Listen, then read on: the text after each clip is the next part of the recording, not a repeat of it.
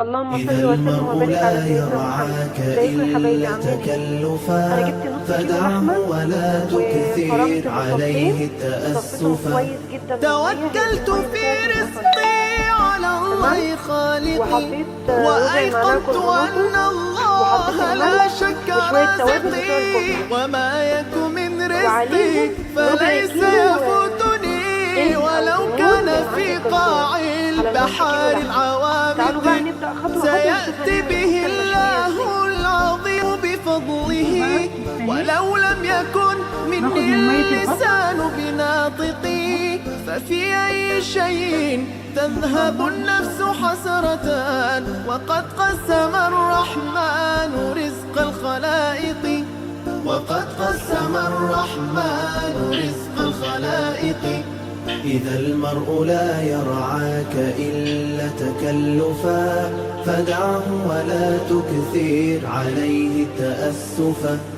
إذا المرء لا يرعاك إلا تكلفه، فدعه ولا تكثر عليه تأسفا. ففي الناس أبدال وفي الترك راحة، وفي القلب صبر للحبيب ولو جفا. فما كل من تهواه يهوك قلبه، ولا كل من صافيته لك قد صفاه.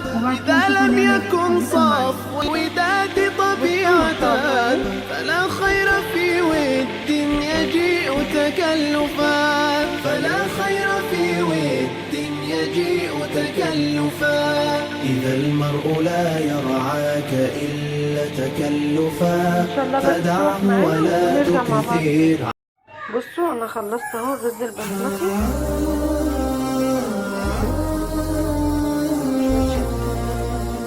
قوليلي بقى ايه رايكم، متنسوش تشتركوا في قناتي. احلى عيله واجمل دم في بيت العيله.